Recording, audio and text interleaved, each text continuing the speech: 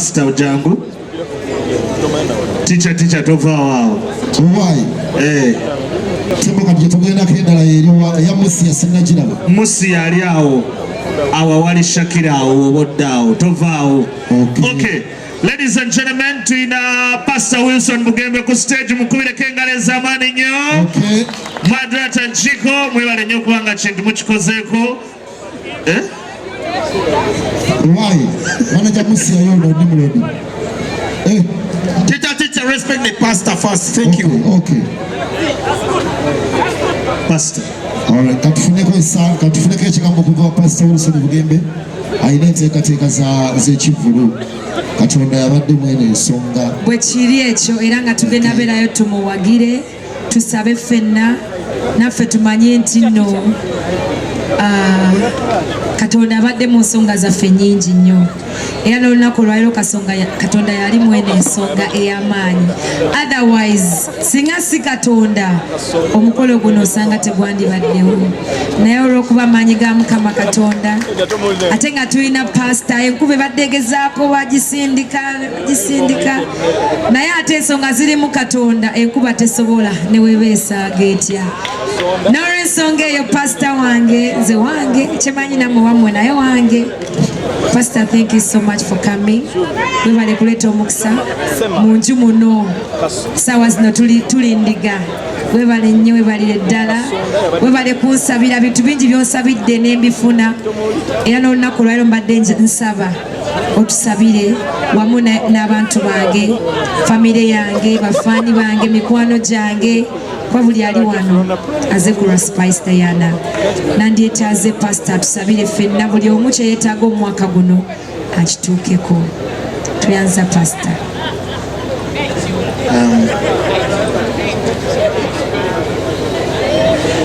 Mukama yeebazibwe. Spice ono ekisooka nsaamu ekitiibwa Katikkiro Kama akuwa omukisa taata. Spice ono alina ekintu kye yakola emyaka nga 3 emabega. Basita abasinga ndowooza bakikola, naye yajja ewaka ne manager Roger ne banne ne tufukamira ne tusaba Katonda amuwa omukisa oba amwongere. About 4 years ago or 3 before COVID. So a star okufukamira bamusabire kabonero ka kutya Katonda. Kakati era ndowooza ofukamire tukusabire.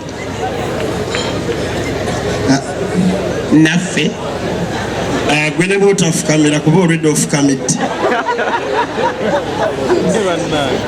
Kale katusabe twebaza ndowooza kale Mukama Katonda tukwebaza olw'ebirungi by'okoledde Spice Diana, tukwebaza olwa mikwano gye, tukwebaza olwa music we, tukwebaza nti tagenda mu ssabo naye buli bw'aba n'ekizibu ajja ne tusaba.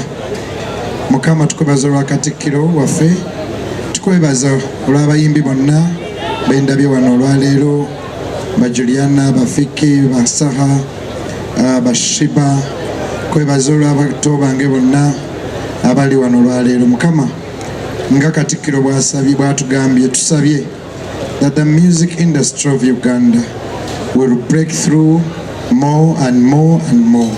Tusabye omukisa gweyongere otukuumire Spice mu linnya lya Yesu Kristo Mukama waffe.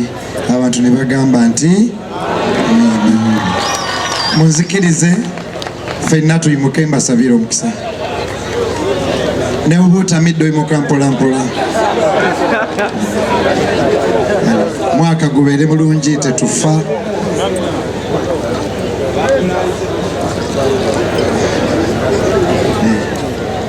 Munsonyiwe nnyo Spice, nabadde nyina okusaba nga tutandika ne binkwata. Nsonyiwa nnyo. Pia pounds gwe natudde naye. God bless you. Ndabye Lydia, Jasmine, God bless you. Bannange nga ngenda okusaba nina concert nange ku concert ku I'm nervous, I don't know why. Ku Africana Hotel 3rd mwenna muje mpagireko nange ku African Hotel Matters Day kasente akavaamu kakuzimba kanisa kambasabire abasobola oba tutamidde nnyo wanikako omukono kuba bwewanika nnyo oyinza okuggwa mwenna abatya Mukama nga mwanisa emikono eri Katonda. Spice yansaba nti ojja ku kivulu kyange nosabira abantu bange omukisa. Mwenna abali wano nga mutya Katonda wandiba okulokoka ku kyakutawaanya naye ng'otya Katonda tosamira weesiga Katonda mu bintu byonna. Nsaba omwaka guno gukubeerere mulungi.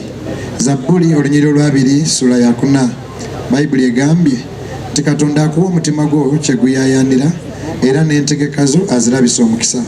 May the Lord grant you the desires of your heart and may all your plans come to pass.